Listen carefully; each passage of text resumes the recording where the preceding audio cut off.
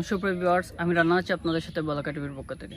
4 নং বুরুঙ্গজের খামারগাঁও গ্রামে একটি মর্মান্তিক ঘটনা ঘটে। আমার পেছনে পাশে যে বাড়িটা দেখতে পাচ্ছেন সেই বাড়িতে এই ঘটনাটি ঘটে।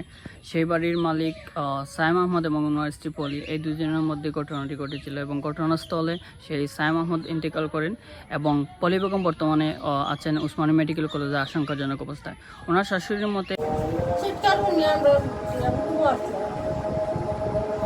আমার কুড়িয়ে সিটকার দিছেন কুড়িয়ে নাটিনে সিটকার দিছেন সিটকার শুনি আমরা ওখানে ঢুকে দেখি পুরো লাঠি নাই আমি খানা দিচ্ছি আমি দেখি আমি হাতে বেঁচে যন্ত্র লাইট নিচ্ছি নিয়ে দেখি বেটার করা বেটাটি বয় বলা আগের দেশে উঠবে আমি তো দেখতে সমস্যা করে তাই দেশে তো ও আমরা চিৎকার দিয়ে বাড়িছি বাড়ি। এখন আপনার মেয়ের অবস্থা কেটা?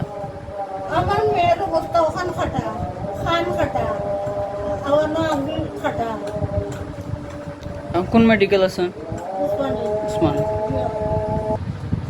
আমার ছোট নাতিনো আঙ্গুল বেশি খাটা আরো হোনার খাটা কি আমি চোখে দেখি না তো আমি দেখতে পাচ্ছি না আর তাতে আর খাঞ্চে আর ফুলি গেছে আর পেটা দামান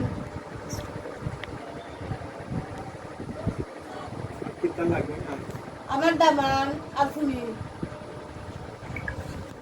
তাইনোর মানে ছোট ফুলে কইছেন যেন ব্লাড লাগে, তাইনোর মানে ব্লাড গ্রুপ কিতা আপনারা জানেননি কেন? ও বাচ্চার আম্মার